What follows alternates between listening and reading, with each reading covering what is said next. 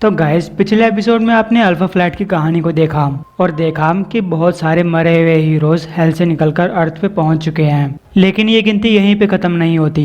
आने वाले एपिसोड के अंदर आपको बहुत सारे ऐसे और लोग दिखाई देंगे जो कि मरने के बाद वापस अर्थ पे पहुंच चुके हैं। तो इनक्रेडिबल हल्क की कहानी में आपने हीरो काला को सूरज बनते हुए देखा। हीरो काला को खोने के बाद हल्क बहुत उदास हो जाता है। वो लोग स्टोनशिप को लेकर अर्थ की तरफ आने लगते हैं और हल्क स्टोनशिप की छत पे बैठा हुआ है, उदास और गुमसुम।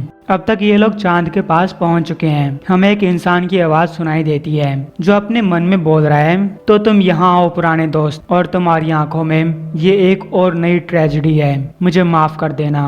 आने वाले दिनों में मैं बस तुमसे 2 शब्द बोलूंगा, मुझे माफ कर देना, मुझे माफ कर देना, मुझे माफ कर देना। तब स्कार स्टोनशिप से बाहर आता है और हल्क को अपने साथ अंदर ले जाता है। रिक जोन्स बताता है कि स्कार हल्क को अंदर लेकर आ रहा है, जिसपे बैठी कॉर्ग से बोलती है, ठीक है पत्थर वाले इंसान, वो बड़ा लाल बटन दबाओ और हमें घर ले चलो। कॉर्ग बोलता है, ठीक है वार्प ड्राइव तैयार है। लेकिन शी हल्क बोलती है कि हमें हल्क का वेट करना चाहिए, जब हल्क बोले तभी चलना चाहिए। तब हल्क आता है और बोलता है, तब तो तुम लोग वेट करते रहो। जिसपे बैटी बोलती है, ओ कम ऑन, तुम्हें जितना रोना है रो लेना, लेकिन तुम्हारा वो दूसरा बच्चा वापस नहीं आने वाला, और ये एक अच्छी बात है। हल्क बोलता है, तुम जानते भी हो कि तुम क्या बात कर रही हो, अपना मुंह बंद रखो। तभी उन लोगों के सामने एक तेज रोशनी होती है और डॉक्टर स्ट्रेंज अपनी एस्ट्रल फॉर्म में उनके सामने आ जाता है। यही कॉमिक की शुरुआत में मुझे माफ कर देना बोल रहा था। डॉक्टर स्ट्रेंज बोलता है,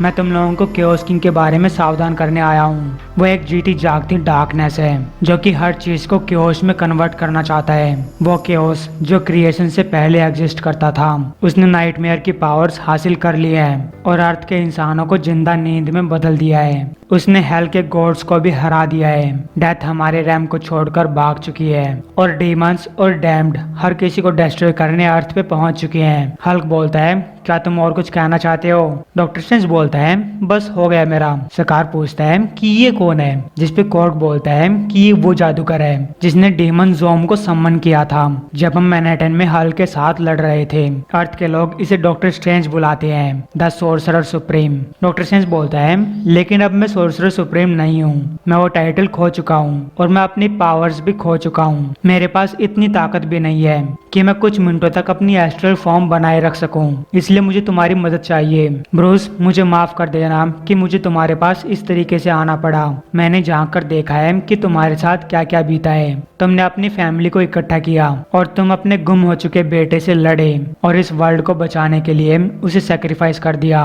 हल्क बोलता है, बकवास बंद करो, तुमने मुझे स्पेस में फेंक दिया था 2 बार, आखिर मैं तुम्हारे ऊपर यकीन क्यों करूं? डॉक्टर स्ट्रेंज बोलता है, मुझे माफ कर देना ब्रूस, और एक दिन मैं तुम्हारा विश्वास जीत लूंगा, लेकिन अभी मुझे तुम्हारी मदद चाहिए। इस वर्ल्ड को तुम्हारी मदद चाहिए। हल्क बोलता है, इस वर्ल्ड को मदद मिल जाएगी जैसे कि हमेशा मिलती है, लेकिन तुम भाड़ में जाओ। तभी हल्क वो लाल बटन दबाता है जिसे स्टोनशिप वार्प ड्राइव में चली जाती है और ये लोग अर्थ की तरफ निकल पड़ते हैं। डॉक्टर स्ट्रेंज बोलता है, पुराने दोस्त, मैं पहले से ही भाड़ में जा चुका हूँ। अब तक ये लोग अर्थ के पास पहुँच चुके हैं, लेकिन देखते हैं कि अर्थ पे तो हर जगह ज्वालामुखी फटे हुए हैं। रिक जोन्स पूछता है, क्या ये अर्थ है? इसलिए तो हमारे साथ कभी कुछ अच्छा नहीं होता।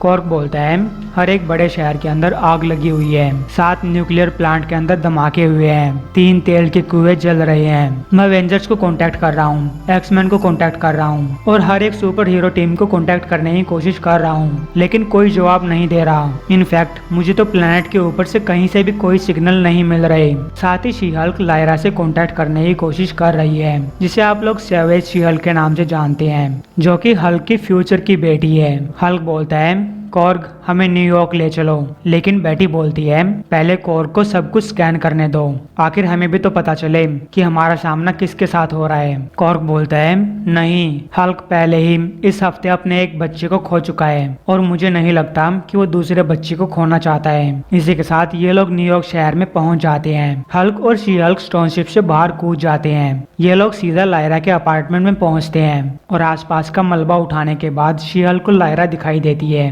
जिसकी बॉडी काफी जल चुकी है। हल्क एक ताली मारता है और आग को बुझाता है। अब शी हल्क लायरा के पास जाती है और उसकी बॉडी को चेक करके बोलती है, वो ठीक है ब्रूस, मेरी जान में जान आई, बस वो सोई हुई है।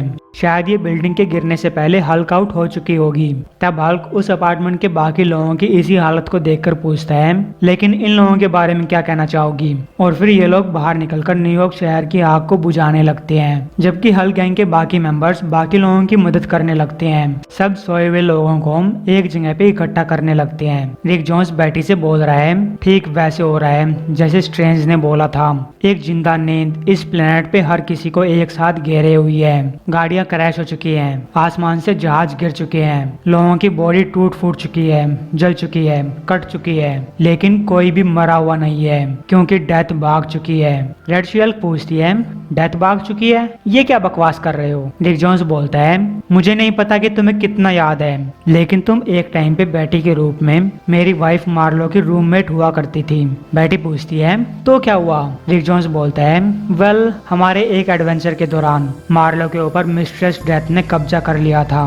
मैं यहाँ पे कैपिटल डी की बात कर रहा हूँ, कॉस्मिक एंटिटी डेथ के बारे में। हालांकि मैं इस बारे में थोड़ा बहुत ही जानता हूँ। इन सब से हमें डॉक्टर स्ट्रेंज की कहानी के दूसरे पार्ट के ऊपर यकीन हो जाता है। और वो तीसरी चीज क्या कह रहा था? तभी उनके नीचे की जमीन फटने लगती है और जमीन के अंदर से हेल के डेमंस बाहर आ जाते हैं। रिक जोन्स बोलता है, ओ हाँ, डॉक्टर स्ट्रेंज कह रहा था डेमंस और डैम्ड। उन डेमंस के साथ साथ अबोमिनेशन भी जमीन के अंदर से बाहर आता है और हल्क के ऊपर अटैक कर देता है। हल्क अबोमिनेशन का पैर पकड़ के बोलता है, ब्लांस के अबोमिनेशन रिक जोन्स की गर्दन पकड़ता है और रिक जोन्स को एक बैट बनाकर हल्क को गेंद की तरह उछालते हुए बोलता है, गुड बाय। अबोमिनेशन इतनी जोर से मारता है कि हल्क दूर जाकर गिरता है। रिक जोन्स बोलता है, तुम पहले से ज्यादा ताकतवर लग रहे हो। अबोमिनेशन बोलता है, ओह हाँ रिक जोन्स, मेरे मास्टर ने मुझको परफेक्ट बना दिया है। और तब अबोमिनेशन के अंदर से गामा फायर बाहर निकलने लगती है। रिक जोन्स को लगता है कि वो मर जाएगा, लेकिन तभी वो सोचता है, एक मिनट, मैं कुछ भूल रहा हूँ, डेथ तो भाग चुकी है। तुम हमको जला सकते हो और हमको जितना चाहे उतना पीट सकते हो, लेकिन तुम हमको मार नहीं सकते। अबोमिनेशन बोलता है, ओ रियली? और रिक जोन्स की बॉडी की ऊपरी परत को फाड़ देता है, जैसे कि अंडे का छिलका उतार रहा हो। इससे रिक जोन्स की हालत काफी खराब हो जाती है। बाकी हल्क भी इस मंजर को देखकर चौंक जाते हैं। अबोमिनेशन बोलता है, उसने तुम सबको टच किया था, है ना? रिक जोन्स पूछता है, तुम किसके बारे में बात कर रहे हो? अबोमिनेशन बोलता है, मार्लो कहाँ है? तुम्हारी वाइफ कहाँ पे है? तभी हल्क वापस आता है, अबोमिनेशन की मुंडी को पकड़ता है और घसीटता हुआ ले जाता है। उसके मुंह पे 2 घूंसे मारता है और बोलता है, माफ करना, क्या तुम कुछ कह रहे थे?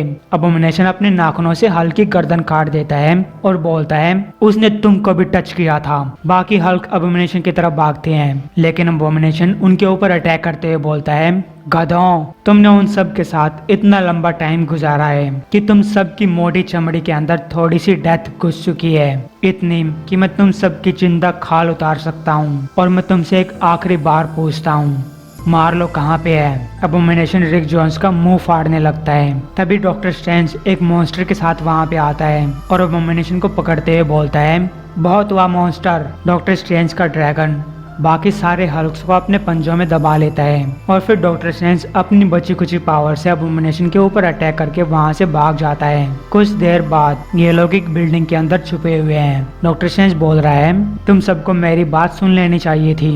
अंडरवर्ल्ड के अंदर अबोमिनेशन सबसे ताकतवर कैदी था और अब तो उसे एक नया मास्टर मिल चुका है। अगर वो मार्लो को ढूंढ लेता है तो मार्लो के अंदर से उस बची कुची डेथ की चिंगारी को बाहर निकाल लेगा जो अब भी उसके अंदर है। वो उस चिंगारी को फूकेगा और उसे एक आग में बदल देगा। इसके बाद वो करोड़ों लोग जो अब सोए हुए हैं वो सब जल जाएंगे। हमें मार्लो को ढूंढना होगा इससे पहले कि अबोमिनेशन उसे ढूंढ ले, वरना ये वर्ल्ड सच में खत्म हो जाएगा।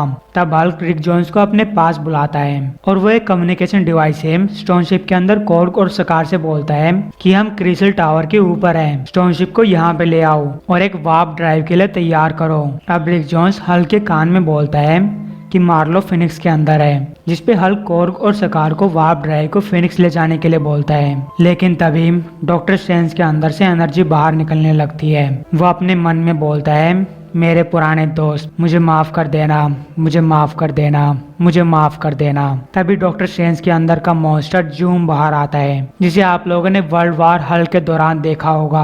और वो हल्क गैंग के ऊपर अटैक करते हुए बोलता है, मेरे पुराने दोस्त, जो मार्लो को बताएगा कि तुमने उसको गुड बाय बोला है।